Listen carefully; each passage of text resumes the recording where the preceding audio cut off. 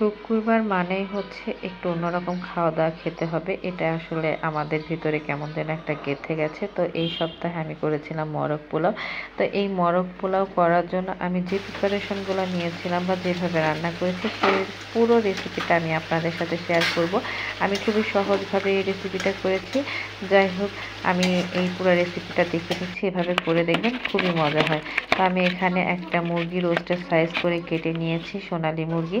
তো সেটাকে আমি শুধুমাত্র লবণ দিয়ে মেখে রেখেছিলাম একটু কিছুক্ষণ সময়। তারপরে এই রোস্টের মুরগিটাকে আমি তেলে ভেজে নিচ্ছি।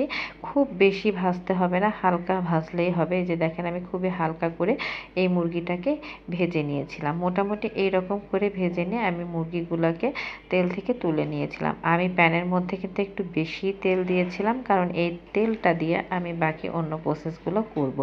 তো যাই হোক, এই মুরগি ভেজে নেওয়ার পরে আমি যেটা করলাম সেটা হচ্ছে আমি আমার পোলাওটা রান্না করে ফেলবো। এখানে আমি আজকে খুবই সিম্পল সাদা পোলাওটা রান্না করব। সেজন্য আমি এই যে সেই পোলাও প্রিপারেশনে চলে গেছে। আমি পেঁয়াজগুলো গরম মশলা ভেজে নিয়ে তার মধ্যে চালটা হচ্ছে দিয়ে দিলাম। চালটা আমি বেশ কিছুক্ষণ আগে ধুয়ে ঝরা দিয়ে রেখেছিলাম। তো এবারে যে চালটা ভেজে নিচ্ছি। তো এখন আমি এখানে 4 কাপ পরিমাণ চাউল নিয়েছিলাম। আমি এখানে পানি দিয়ে দিলাম হচ্ছে 8 কাপ। এখানে আমি আজকে পোলাওয়ে খুব একটা মশলা ইউজ করব না, শুধুমাত্র আদা রসুন বাটা, একটু জিরা আর লবণ দিব। আর কিছুই ব্যবহার করব না, যেহেতু মোরগ পোলাও। যেহেতু আমি মোরগ পোলাওটা খুবই গ্রেভিটা খুবই মজার হয়, টেস্টি হয়, সেজন্য এইভাবেই পোলাওটা করব। তো যাই হোক, ওদিকে পোলাও বসিয়ে দিয়ে আমি যে তেলটা ছিল সেই তেলের মধ্যে হচ্ছে পেঁয়াজ কুচিগুলো দিয়ে দিলাম বেরেস্তা করার জন্য, কারণ এই রান্নাটার জন্য আমার বেরেস্তা খুবই দরকারি।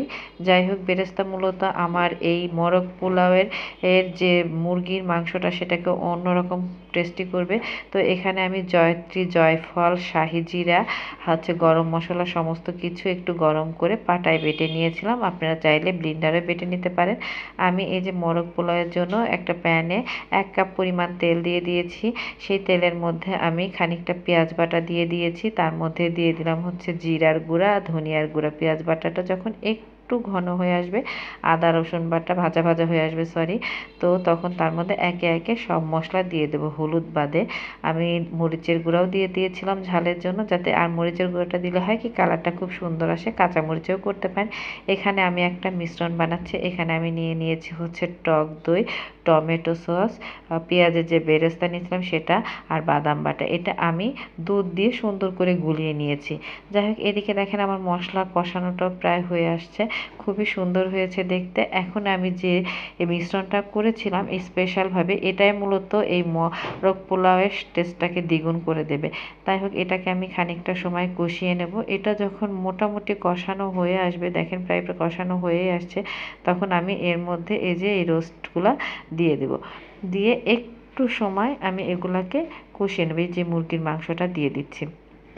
তো দেখেন, এটাকে দেখেন আমি খুব সুন্দর করে কিন্তু কষিয়ে নিচ্ছি, কারণ এই কষানোটার উপরও কিন্তু এর স্বাদটা অনেক অংশে নির্ভর করবে।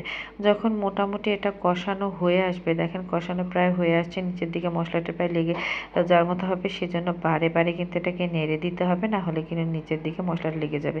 এই পর্যায়ে আমি একটু দুধ দিয়ে দিলাম 1 কাপ পরিমাণ, কারণ এই দুধটাও এর স্বাদটা অনেক গুণে বাড়িয়ে দিবে। দুধটা দিয়ে আমি একটু সময় কষিয়ে নেব হচ্ছে, তারপরে আমি অন্য কাজে যাব, কারণ এটাও এর টেস্ট অন্যরকম করবে এবং কালারটাকে খুবই সুন্দর করবে।